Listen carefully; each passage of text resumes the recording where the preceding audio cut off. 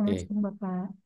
Sebelumnya kita telah bahas mengenai pertama adalah legal aspek dalam pengembangan informatika kesehatan, kemudian juga bagaimana memulai untuk ya paling tidak menganalisis apa yang seharusnya kita lakukan atau dibutuhkan terutama dalam pengembangan digitalisasi kesehatan dan kemarin juga sudah uh, beberapa dari adik-adik juga sangat semangat mengikuti perkuliahan, sudah aktif dalam diskusi. Nah, hari ini kita akan melanjutkan satu materi terakhir dari saya, yaitu standar integrasi dan interoperabilitas sistem informasi. Namun sebelum itu, saya mohon adik-adik yang tadinya masih join satu device ya sebentar, karena nanti saya akan menggunakan absensi dari polling. Ya, satu akun itu hanya bisa untuk satu polling, yaitu mohon dicermati ya. Oke, nah materi ini saya ambil dari eh, referensinya dari Universitas Gajah Mada di prodi Magister Informatika Medis. Kemudian juga saya ngadopsi open eh, apa namanya integrasi sistem dari dua ini ya dan juga dari IHE.net. Oke, itu dari IHE.net ini adalah terkait dengan teknis ya. Oke, selanjutnya dan mungkin nanti saya akan berikan referensi juga di terakhir. Jadi mungkin bahan bacaan bagi adik-adik terkait dengan uh, interoperabilitas rekam medis ya. Oke. Nah, ini saya ngambil masih sangat lawas ya 2014 di mana Google menyatakan bahwasannya dengan rekam medis yang terintegrasi dan terinventaris dengan baik maka kita dapat menyelamatkan 100.000 nyawa katanya. Nah, oleh karena itu di Eropa seperti yang video yang saya share kemarin di pertemuan pertama, jadi di Estonia ya, itu ya rujukannya seperti itu harapannya. Ya, kemudian nanti juga saya akan memberikan tugas terkait dengan observasi adik-adik di lapangan dan adik-adik juga nanti wajib untuk membuat rekomendasi dengan beberapa literatur review yang sudah adik-adik baca. Oke, lalu mengapa interoperabilitas? Nah, ini banyak terdapat sistem informasi kesehatan yang mulai dari layanan primer hingga sekunder bahkan tersier di tingkat kementerian yang hanya fungsinya untuk dashboard kementerian. Nah, begitu juga dengan banyak vendor ini juga menyulitkan manajemen ya baik terkait dengan kebijakan apalagi terkait dengan aspek teknis. Kalau aspek teknis ya kalau menurut saya itu masih bisa diselesaikan dengan lebih cepat. Nah, yang akan rumit nanti adalah ada di aspek kebijakan, terutama nanti kalau kita menggunakan vendor. Oleh karena itu, interoperabilitas ini ya, diharapkan dapat ya menjalin keterkaitan antara satu sistem dengan sistem lainnya tanpa menduplikasi. Ya, sekali lagi, tanpa menduplikasi. Ya.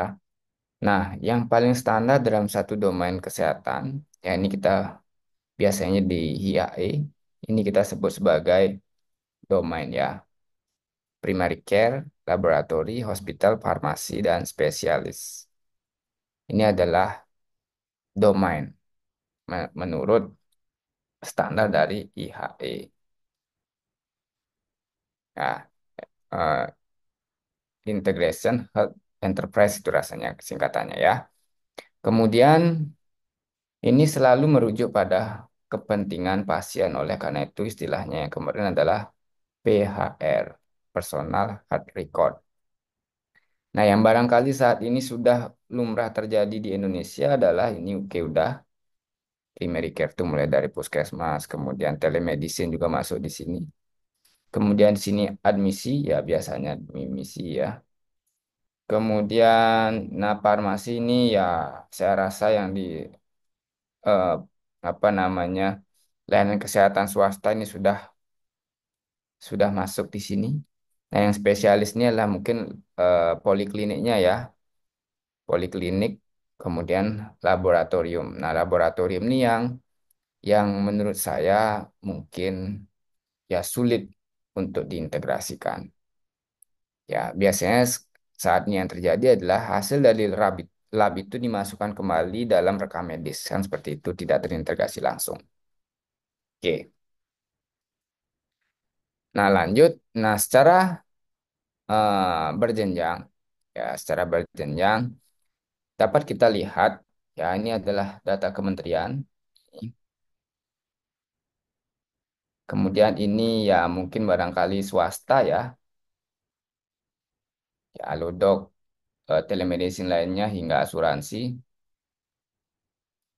Nah, ini yang primary care, mulai dari rumah sakit ya hingga RS.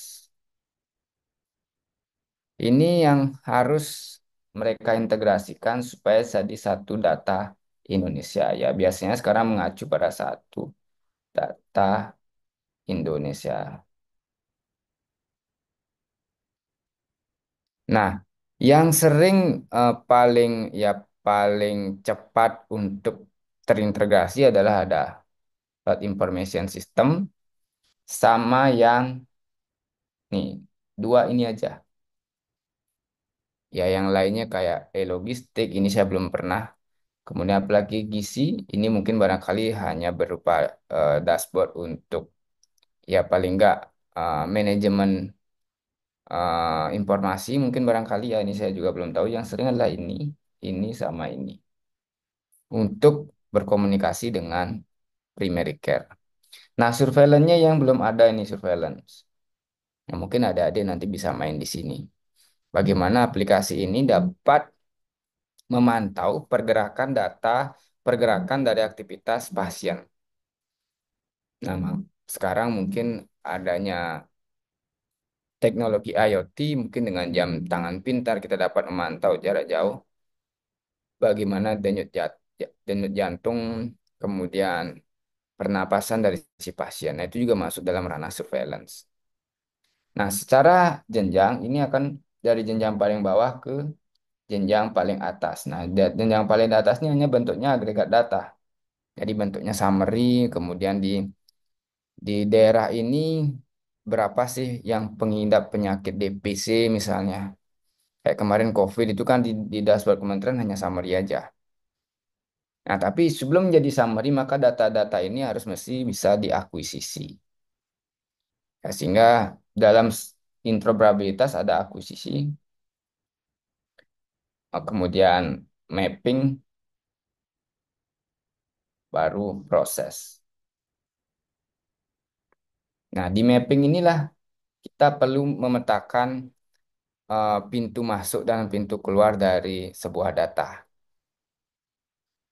Oke, sebentar mungkin kita akan coba analogikan. Oke, secara prosedur ya, ini saya ngambil dari sistem informasi kesehatan miliknya kementerian. Ini ada tiga jenjang, ya primary level, secondary, sama tertiary level. Ya tertiary itu ya tingkatnya nasional yang seperti tadi saya bilang adalah dashboard. Kemudian ini mulai dari tingkat kabupaten dan ini adalah tingkat pertama, ya antrean, kemudian puskesmas, itu masuk ke tingkat pertama. Nah, adik-adik juga pasti akan sering mendengar ketika kita bicara sistem informasi kesehatan, maka ada istilah IMR dan IHR. Ya, IMR ini lebih pada bagaimana kita mendigitalisasi medical record dari seseorang. Oke ya. Sementara kalau IMR ini berada pada satu ya istilahnya medical recordnya saja. Jadi kapan dia berobat, riwayatnya apa, ya ibaratnya kalau kita lihat ya seperti lembaran rekam medis yang ada di puskesmas. Tetapi kalau IHR itu secara keseluruhan, termasuk juga tindakan keputusan yang diambil dari data yang diperoleh di IMR. Jadi IHR ini sifatnya menyeluruh. IMR ini juga masuk di dalamnya IHR. Ya, karena IMR fokus untuk riwayat medisnya, IMR adalah IHR juga termasuk riwayat pengobatan, tindakan, dan hasil laboratorinya. Oke, ini ya perbedaannya. Nah, berikutnya jenis data yang dikumpulkan juga dalam IMR mungkin adik-adik sudah pasti tahu ada data administratif dan ada data klinis. Data administratif ya yang dikelola dari proses admisi mulai dari pendaftaran pasien sampai dapat dia ruang poliklinik, siapa dokter yang menangani dan nomor BPJS kalau kita ya atau asuransi. Kemudian kalau data klinisnya terkait dengan apa namanya pemeriksaan vital dari si pasien. Ini seluruhnya masuk ke data klinis, termasuk hasil laboratorium. Oke. Nah, inilah yang saya maksud ketika kita memerlukan data itu untuk dapat berkomunikasi. Ya, interoperabilitas itu intinya adalah satu sistem dapat berkomunikasi dengan sistem lainnya untuk menghasilkan data yang terpadu. Nah, bayangkan saja ini sistem A, ini sistem B yang akan kita komunikasikan. Tetapi kalau kita lihat dari sisi apa namanya ini ya, eh, puzzle-nya, ini kotak, kemudian di sini lingkaran, ini rasanya nggak akan bisa cocok masuk. Ya, sehingga harusnya di sini adalah balok, baru bisa masuk di sini. Nah, inilah yang beberapa kerumitan ketika nanti kita akan melakukan komunikasi sistem ke sistem. Ya, terutama insentif ini berkaitan dengan tata kelola, karena dua-duanya nanti akan saling terhubung, saling berkomunikasi, maka tentu akan ada berbagi resource, berbagi biaya termasuk, atau berbagi penghasilan. Nah, ini kalau dengan swasta inilah yang paling rumit ya dengan swasta. Kalau dengan antar kementerian ya mungkin eh, apa namanya asas keikhlasan dan tanggung jawab dari eh, pemerintahnya. Kemudian tak kalah penting adalah privasi yang kemarin sudah kita bahas. Regulasi ya sekarang ini memungkinkan untuk kita sharing ya, tetapi bukan sharing kepemilikan. Sharing data bisa. Ya, dan tak kalah penting resistensi di bawah ketika ada aturan baru terutama bagian pelaksana teknis tentu akan mengalami perubahan perilaku. Ya, perubahan budaya dan sebagainya.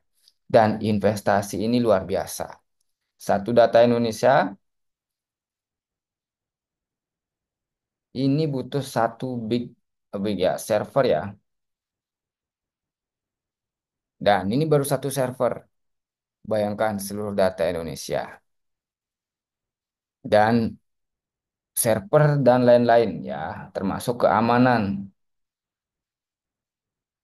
Satu server aja ini sudah lumayan, apalagi memantau keamanannya. Karena regulasinya adalah on-premise adik-adik. Jadi data kesehatan itu harus disimpan pada server pemerintah. Bukan kita posting ke layanan swasta atau barangkali di AWS atau Amazon. Ya ini harus kita kelola katanya di aturan ya. Nah ini yang memberatkan satu data ini terwujud. Oke, ketidaksiapan infrastruktur kita lebih tepatnya ya. Nah lebih detail lagi di apa namanya kebutuhan akan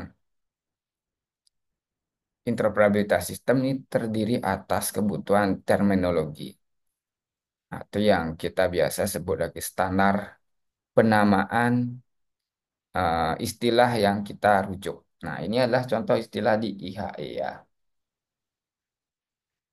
Jadi bagaimana kita membuat kolom, ini aja udah kita butuh standar. Karena apa?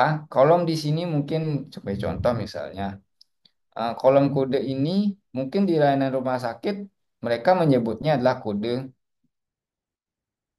ICD atau ICD berapa nih ya, yang ini. Ya, oh ini kodenya ya, sorry. Ini kode ICD, ICD. Ya, kalau di sistem rumah sakit ya, kalau di sini namanya item. Nah, ini contoh-contoh ini berarti nanti kalau kita integrasi, maka akan terjadi sebuah mapping item di resource sama dengan ICD, sorry, sorry ya, kode, ya mungkin namanya kode ya barangkali, kode penyakit misalnya. Nah, seperti ini paling dasar, nge-mapping ya. Jadi tadi ada akuisisi, setelah itu ada mapping. Ya, akuisisinya bagaimana? Akuisisinya biasanya teknisnya adalah dengan API. Pertukaran data antar sistem. Nah, API ini mengacu lagi secara teknis sebentar ya. Ada HL7. Oke. Nah, kalau dari segi domain eh, internasional kita akan mengacunya di sini. Kita akan selalu mengacu pada domain internasional ketika pengembangan sebuah sistem di kesehatan, terutama dari istilah penyakit, kemudian istilah-istilah kesehatan lainnya. Oke. Nah, ini contohnya ketika pesan itu terkirim dengan API, ini adalah formatnya XML, kemudian dengan protokol standar informasi dari hard level 7. Nah, di sini value-nya nih, value sumbernya. Kemudian kalau kita lihat di sini adalah ya mungkin ini adalah kode dari penyakitnya ya. Kemudian berikutnya ini unitnya, ini kayak denyut apa namanya, denyut nadi ya atau apa. Berikutnya adalah kita bisa lihat time atau nomor rekam medisnya. Oke, ini kode sumber. Nah, kode ICD 10-nya ada di oke. Ya, di sini nggak kelihatan. Ini kayaknya nih. Ini kode-kodenya ya. PQ value-nya berapa, satuannya apa. Kode ini value-nya apa, satuannya apa. Nah, nih ya. Itu dengan format XML. Ada juga format yang lebih ringkas namanya JSON. Dan pertukaran data yang paling gampang adalah dengan IPA. Ya, ya mungkin adik-adik bakal hanya sekedar tahu aja antara sistem untuk sistem ke sistem jalur protokol komunikasinya adalah dengan API atau lebih singkatnya lebih sering kita temui adalah REST API. Ya, nah kalau di segi struktur organisasi penamaan message ya paling simpel seperti ini ya. Nah, identitas pasien ya mungkin kalau ada nomor BPJS atau asuransi, pemeriksaan vital terutama yang pertama, penunjang, diagnosis, tindakan medis dan obatnya. Standarnya sekali seperti itu. Oke. Nah, clear ya. Nah, ini juga terkait dengan standar yang mungkin diacu kalau tadi pertukaran data teks ya, kita ngacunya pada sini aja. Tapi data berbasis image, kemudian ada laboratorium, maka kita ngasuhnya baca DICOM ya. Ya, ini udah standar internasional yang diacu terutama dalam komunikasi antar domain. Oke, ya mungkin nanti ada adik lebih detail bisa cek di sini ya. Kalau saya yang sering saya gunakan nih di level 7. Oke, saya belum pernah menggunakan komunikasi untuk image ya. Oke. Nah, ini dari beberapa standar ya mungkin adik-adik sudah lihat di slide saya. Nah, lebih teknis lagi ya, interoperabilitas ini secara ya sebelum saya masuk ke materi selanjutnya mungkin kita bisa simpulkan dulu. Ya intinya sekali adalah interoperabilitas ini adalah kemampuan antar sistem yang berbeda untuk komunikasi dan melakukan pertukaran data secara akurat. Ya ada IMR ataupun IHR. Nah, kebutuhan interoperabilitas ini antara lain lah ada arsitektur, kemudian penggunaan standar kesehatan, ya terminologi dan klasifikasi, baik dari segi teknis atau acuan internasional dan termasuk adalah protokol komunikasi. Ya, ada jalur komunikasi dengan APA, kemudian protokolnya dengan level 7 atau dengan DICOM. Nah, ini sebelum kita lanjut, ada dulu pertanyaan. Kita mungkin sampai setengah dua aja adik-adik ya. Silakan ada dulu pertanyaan.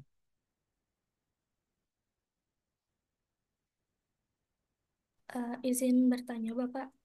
Oke, silakan Rizka. Baik, Bapak. Terima kasih atas kesempatannya. Sebelumnya perkenalkan, saya Rizka Ramadana dengan 3 digit NIM terakhir 022. Baik, Bapak. Tadi terkait materi yang sudah Bapak sampaikan, eh, adalah bagaimana cara kita mengatasi perbedaan format antar aplikasi kesehatannya dalam kita memasukkan medical record. Tadi juga sudah sempat disinggung mengenai eh, melakukan standarisasi dengan HL7 ataupun menggunakan tata kelola yang dapat kita gunakan dengan APA atau programming dari interface aplikasinya. Kemudian saya juga sempat membaca terkait dengan adopsi standar DICOM. Namun saya tidak sepenuhnya memahami dari standar DICOM ini seperti apa. Apakah mungkin bisa sedikit dijelaskan gitu Pak untuk standar DICOM ini prinsipnya itu seperti apa? Mungkin cukup sekian pertanyaan dari saya Bapak. Terima kasih. Oke, terima kasih Rizka. Ya, pertanyaannya mungkin saya akan pengen jawab ya. Tetapi pada intinya adalah DICOM ini adalah sebuah standar komunikasi untuk ya data citra di dalam industri kesehatan. Ya, nah mungkin nanti saya akan share. Saya belum pernah mengoprek terkait dengan DICOM. Karena memang jalur protokolnya berbeda, mungkin seperti itu, Rizka ya. Nah, oleh karena itu kalau saya lihat ini ya, DICOM ini biasanya digunakan untuk pertukaran informasi antar domain laboratori. Ya, di dalamnya ada mungkin citra MRI yang harus kita share. Nah, itu bagaimana proses membungkusnya supaya terinskripsi, kemudian setelah itu bagaimana membuka dan acuan informasi yang ada di dalamnya itu diatur dengan DICOM. Ya, itu mungkin eh, sekilas yang bisa saya jawab, Rizka. Nanti lebih detail mungkin saya akan tambahkan di e-learning ya. Oke, terima kasih Rizka. Oke, ada lagi yang lain? Cukup ya. Oke, kalau gitu saya akan lanjutkan. Izin bertanya sebelumnya Pak. Oke, silakan. Eh, Septian ya. Sebenarnya perkenalkan saya Jeroskan Kamubua dan Afriani 056 di sini yang bertanya Bapak. Jadi sebelumnya Bapak tadi sudah menjelaskan bahwa ada alangkah baiknya untuk dari antar fasilitas kesehatan itu ada sinkronisasi data gitu dalam satu server.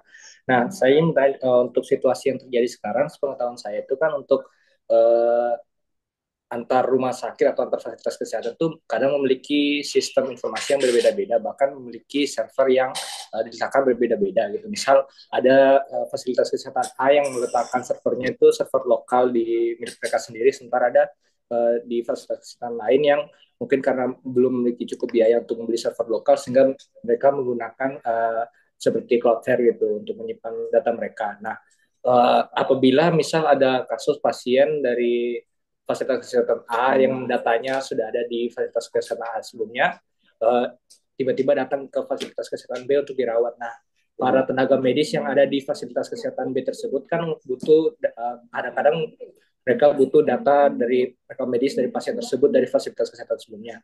Nah, kira-kira apabila ada kasus tersebut, apakah ada langkah efektif misal dari antar fasilitas kesehatan tersebut memiliki server yang mungkin berbeda ataupun mungkin inskripsi data yang berbeda untuk antar data tersebut tuh bisa diakses secara cepat antar fasilitas kesehatan tersebut.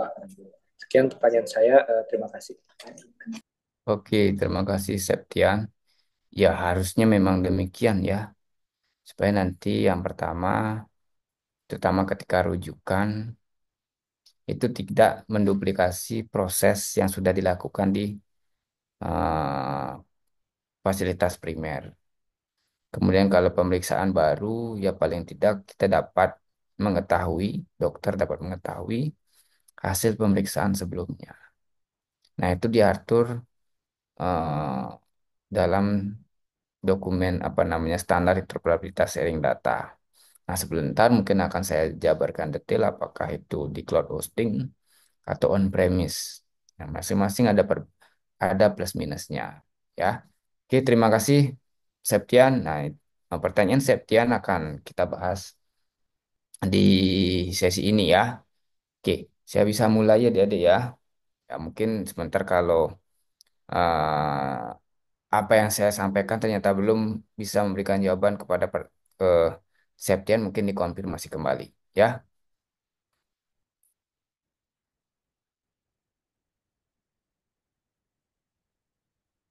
Oke, ini adalah terkait dengan Maruti model atau standar umum yang biasanya kita akan acu dalam pengembangan sistem informasi. Yang pertama ya ada dulu mungkin standalone system. Jadi bagaimana sistem rumah sakit ini akan mengembangkan sesuai dengan kreativitasnya masing-masing dan kebutuhannya. Setelah itu ada akses sistem ke sistem. Jadi bagaimana antara Pak Puskesmas Sukesade dapat bertukar data dengan dengan rumah sakit Buleleng misalnya. Ini sistem to sistem. Ternyata di sini tidak, ya, agak rumit memang, ya, karena ketika ada katakanlah misalnya tiga domain atau tiga fasilitas yang membutuhkan data yang bersamaan, di sini sulit. Rumah sakit umum butuh data saya untuk saya memeriksakan diri kemana aja itu. Ini nggak mungkin terjadi dengan poin komunikasi satu ke satu. Sehingga dibuatlah sebuah standar interoperabilitas. Jadinya punya middleware dulu. Setelah itu kita akan mengaksesnya dari full dari middleware tersebut untuk protokol komunikasinya. Ya. Nah, bagaimana detailnya? Oke. Ini secara pasti yang mungkin tadi saya sampaikan ya. Nah, ini EHR Revolusi yang dulunya satu-satu ini interface ya. Kalau mau ke pendaftaran keuangan dulu, setelah itu balik lagi memeriksakan diri ke laboratorium, laboratori lagi daftar sendiri, setelah itu ke radiologi lagi daftar sendiri. Nah, sekarang udah satu nih, ya. Ini mengacu ke cukup di sini aja kita, ya. Nah, si interface engine ini bersifat sebagai middleware. Ya, jadi sini adalah mapping. Saya dengan nomor pasien sekian atau nik sekian sudah pernah berkunjung aja di mana aja. Jadi di sini mapping ya. Riwayat kunjungan saya itu ada di sini. Ternyata kalau di riwayat kunjungan ke-10 ada nge-mapping butuh resource data ke laboratorium, maka baru narik ke sini. Nah, itu modelnya ya. Jadi ini yang mungkin sejauh ini sekarang apa namanya telah digunakan. Ya, lebih advance lagi mungkin sekarang sudah ada istilahnya blockchain, yaitu mungkin masih dalam tatanan riset. Ya, nah ini dari segi evolution dari proses interoperability, jadi ada semantik, ya, kemudian ada technical semantik yang tadi ya, bagaimana keterhubungan antar entitas, antar field di dalam informasi medis. Oke, secara ke ke implementasi teknis di lapangan yang tadi saya disampaikan ditanyakan oleh Septian, ya modelnya seperti ini. Ya, secara konsepnya seperti ini. Ya mungkin DHI level ini entah tahu sekarang itu nyimpennya di apa namanya BPJS, saya nggak tahu yang jelas sistem BPJS atau di jaminan sistem JKN itu udah ada di sini. Apakah BPJS atau sistem kementerian yang punya itu saya kurang tahu. Yang jelas ini sudah ada. Kemudian puskesmas dan rumah sakit ya nembaknya ke sini semua untuk jalur mappingnya. Ya cuman di sini rumitnya adalah ketersediaan informasi, ya, ketersediaan ya. kecepatan, akurasi itu kan beberapa prinsip-prinsip yang harus dijaga dalam sistem informasi. Relevan lagi satu. Kalau relevan, kemudian akurasi, kemudian valid itu ya mungkin tergantung data ya. Tapi yang ketersediaan ini tidak hanya tergantung data, tetapi juga tergantung dari infrastruktur, kecepatan akses ya. Kalau di sini datanya banyak ya mungkin akan mempengaruhi aksesibilitasnya. Oke. Nah, berikutnya ya mungkin ini yang standar logistik secara umum ya mungkin tidak saya sampaikan. Ini di bagian farmasinya yang pada intinya lah mirip seperti EHR ya. Cuman kalau di farmasi ini ada istilahnya farmasi warehouse ya yang saya tahu saat ini belum untuk manajemen data obat itu belum terpusat ya. Kalau mungkin rekam medis sudah dengan JKN. Ya mungkin nanti dikoreksi kalau seandainya informasi saya salah. Oke. Secara sederhana ya kita sudah punya istilahnya PICARE. Ya, personal care atau primary care yang saya lupa. Yang jelas ini ada di bridging BPJS. Ya. Sini yang menjadi jalur atau Meldelwell pertukaran data kesehatan di Indonesia. Ya, cuman sekarang domainnya ini ada di BPJS yang bertugas untuk mengelola tersebut. Nah, ketika bertukar data, ya sistem personal health record ini ya yang ada di primary care ini akan meminta ya token istilahnya ya token akses berupa kode inskripsi untuk yang terdiri atas pertama adalah ID dan secret number dari si sistem. Ya, setiap layanan kesehatan di Indonesia, Puskesmas itu punya secret number sendiri. Setelah itu di sini akan mengecek ya klien registry istilahnya, autentikasi dan autorisasi. Setelah itu mereka akan ngerespon ke Picker ya. Nah, selanjutnya Picker baru akan masuk ke masing-masing domain ini. Setelah datanya oh layak apa namanya valid akses dari Puskesmas A baru akan dimasukkan ke mappingnya ini, di mana sumber data yang diminta. Ya, di mana sumber data yang diminta. Oleh karena itu di sini ada lagi fasilitas publik ya yang pada intinya kan sama dengan ini. Di mereka dapat meminta data dari puskesmas A ke puskesmas B tapi lewat apa namanya pikernya ini. Tidak boleh langsung dari puskesmas ke puskesmas B. Nah, itu yang sekarang terjadi. Ya, mungkin barangkali di penelitian saya ini di tahun 2022 kemarin. Ya, saya belum pernah ngupdate lagi. Oke. Nah, secara konsep yang tadi saya sampaikan tadi kan teknis ya, mungkin data flow diagramnya ya. Ini terkait dengan domain-domain yang mungkin eh, kalau saya yakin ini sudah terjadi di Indonesia belum ya. Tapi paling tidak standar standarnya sekali adalah domain-domain ini yang harus ada di dalam aplikasi personal health record.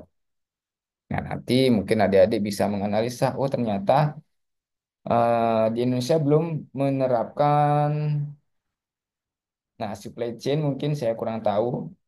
Kemudian apalagi terkait dengan telemedicine oke lah ya. Ini mungkin belum terintegrasi dengan privat asuransi. Kemudian ya ini saya silang ya biar. Kemudian yang lain misalnya yang belum kira-kira apa? Finance Bank mungkin belum ya. Nah, ini beberapa hal yang saya kira belum terimplementasikan di kita. Oke, saya lanjut. Nah, ini terkait dengan standar di Health Information Exchange, ya yang sebenarnya sama, cuman ini adalah sebuah vendor ya, sekali lagi vendor. Sama halnya dengan HIHE. dua acuan ini, IAH dan AIG, ini adalah standar protokol komunikasi secara internasional. Nah, iseng-iseng misalnya adik-adik buka misalnya coba sekarang ihe.net, di sana lengkap bagaimana standar protokol komunikasi. Cuman itu adalah untuk aspek teknis, ya. Oke. Nah, ini mungkin lebih detail. Nah, ini yang kemarin saya buat untuk di sebuah sistem, ya paling nggak simulasi, ya saya tetapkan di Bangli.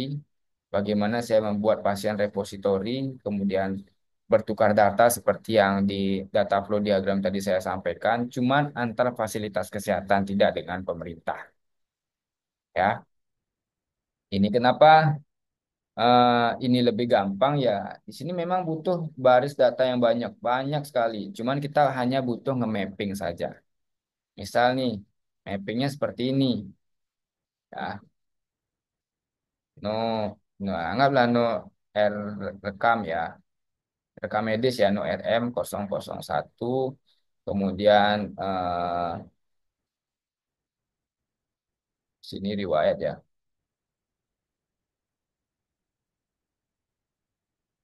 Memeriksakan diri di fasilitas 001 ini sudah ada RS misalnya. Ini sudah ada nih kode rumah sakit. Kemudian di sini hanya tanggal aja. Domain, sorry, domain. Sini ya, domainnya itu adalah IMR, lab, sama part. Nah, jadi ini nomor rekam medis saya. Berikutnya adalah 001. Kemudian ke rumah sakit 2 RS2. Saya hanya cek lab aja. Nah, nanti sehingga di dashboard saya, di dashboard interface mobile saya, itu kelihatan riwayatnya nih. Kalau perlu detail, nah kalau perlu detail di sini baru dia komunikasi ke rumah sakit. Nah, ngecek sesuai dengan kalau dia lab ya berarti ngambil domain lab yang ada di RS2. Kalau dia MR, domain rekam medis yang ada di RS01. Ini yang maksud saya adalah mapping ya, yang tersimpan di pasien repository.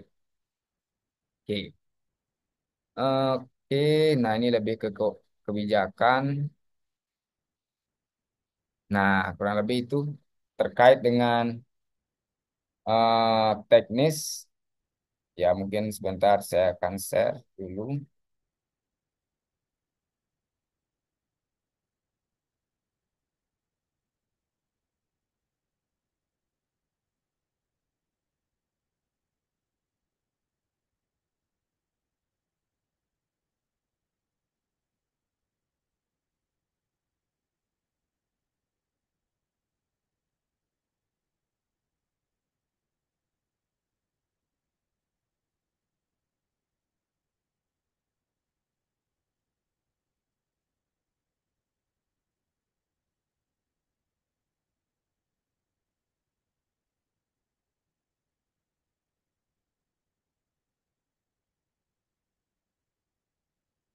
Nah, ini nanti mungkin adik bisa dia adik jadikan bacaan ya.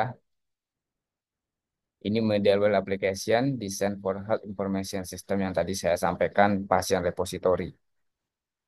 Ya, pada intinya di sini bagian pertama ini saya membahas apa itu personal medicine ya, yang kemarin saya sempat mention.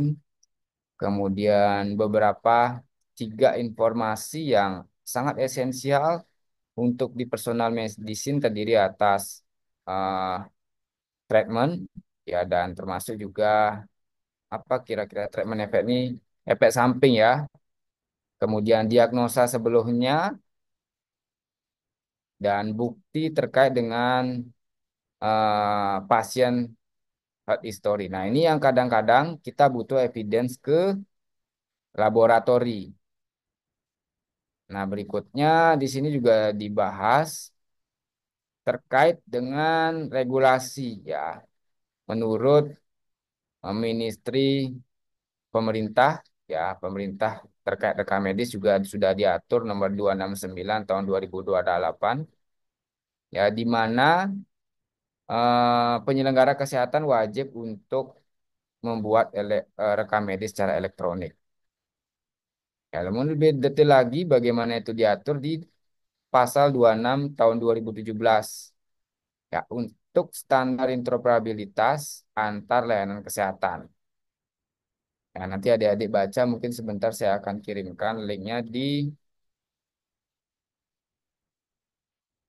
ini ya barangkali ya. Oke. Nah, ini sesuai dengan roadmap ya, roadmap JKN. JKN punya roadmap tahun 2028 rasanya ya kalau nggak saya salah. Nah, ini 2028. Intinya sekali adalah di roadmap tersebut harapannya ada satu integrated medical health record yang tersendiri atas beberapa acuan mulai dari pasien dan integritas antar layanan kesehatan. Ya, oke ini seperti adik-adik baca sebagai bahan untuk nanti membuat rekomendasi. Ya, rekomendasi untuk ya mungkin barangkali hal-hal yang belum diimplementasikan di lapangan terkait dengan digitalisasi kesehatan. Nah, di sini proses pengembangan GDD ya, GDD itu adalah eh, apa namanya proses metode pengembangan perangkat lunak, goal direct design artinya berfokus pada tujuan akhir yaitu membuat sebuah aplikasi ya, membuat sebuah aplikasi untuk PHR, Personal Health Record. Nah, pembahasannya ya mungkin sebelum kita masuk pembahasan, di sini mungkin kita bisa analogikan ya simulasikan saya adik-adik misalnya sebagai dokter, kemudian saya sebagai pasien membawa anak saya sedang sakit, ya kemungkinan anak kan nggak bisa dia pegang HP ya, sehingga kita berikan aksesnya ke orang tua. Nah, ketika dokter menyeken barcode-nya dari aplikasi saya, maka kelihatan riwayat rekam medis anak saya. Nah, bagaimana mereka melakukan pertukaran data itu ada di bagian ini. Ada di bagian ini ya yang tadi sampaikan mapping. Ya, mappingnya ada di sini ya. Ini protokol komunikasinya dengan REST API ada dua, ada di bagian ini dan di bagian ini. Ya, di sini terkunci ya transkripsi datanya. Ada tiga aktor, dokter, pasien, dan mungkin family. Ya. Nah, kenapa ada akun family dan mungkin dalam keadaan gawat darurat pasiennya tidak sadar ya mungkin keluarganya yang berhak untuk mengakses barcode. Nah, di mana diatur ya? Salah satu regulasinya ya ini ya di paragraf 4 nomor 269 tahun 2008. Jadi summary dari kode medis kita dapat direkam dan dikopi oleh pasien atau seseorang atas izin pasien ya dengan apa namanya ya persetujuan atau kuasa istilahnya. Ya mungkin dalam keadaan pasiennya sedang dalam menangani pengobatan atau tidak sadar. Itu berhak untuk diberikan. Oke. Nah, lebih detail, nah ini terkait workflow dari bagaimana pasien itu membuat catatan di setiap rumah sakit, kemudian membagikannya ke yang lain. Oke. Nah, di bawahnya ini udah aspek teknis. Ya, ini udah aspek teknis, kemudian sekilas ilustrasinya ada di sini. Nah, itu kira-kira adik-adik ya sebagai bahan bacaan adik-adik untuk diskusi mungkin sebentar ya atau mungkin nanti sebagai bahan materi minggu depan di presentasi tugas mata kuliah ini. Oke, itu mungkin ya kira-kira tambahan saya untuk sesi siang ini. Adik-adik, silakan dulu ada pertanyaan kembali. Gimana, Septian? Sudah jelas Pak, terima kasih banyak sudah sangat menjawab. Nah, pertanyaan Septian itu terjawab full eh, di artikel tadi ya. Oke, clear ya adik-adik ya. Nah, sebentar adik-adik bisa baca itu kemudian sebagai tambahan, nanti,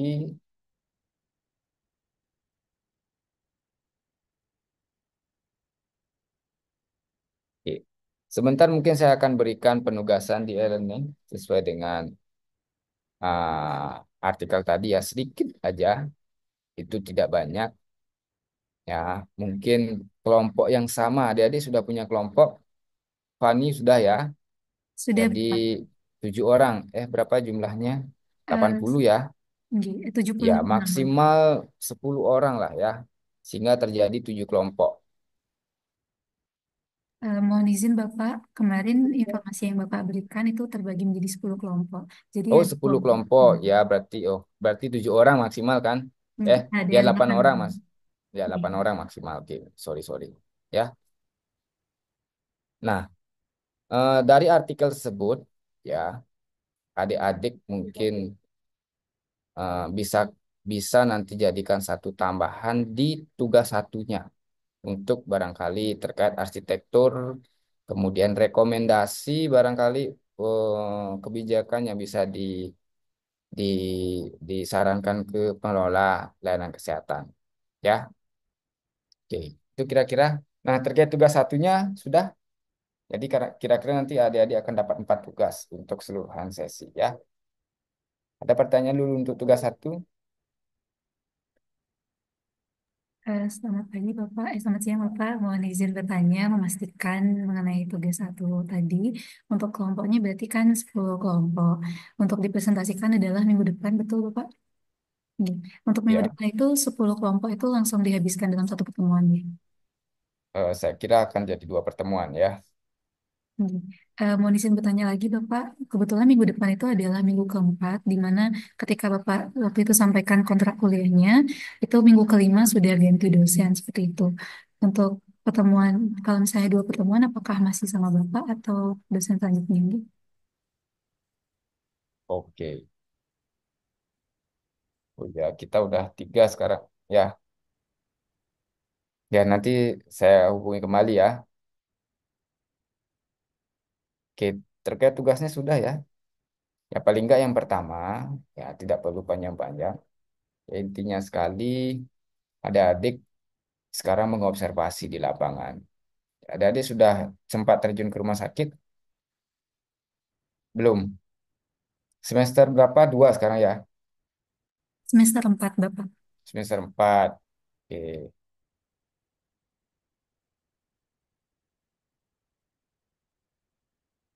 Ya kalau belum, ya mungkin adik-adik pasti pernah berkunjung ke rumah sakit ya, entah sebagai pasien atau mengantar kerabat, poliklinik misalnya, puskesmas pasti pernah rasanya.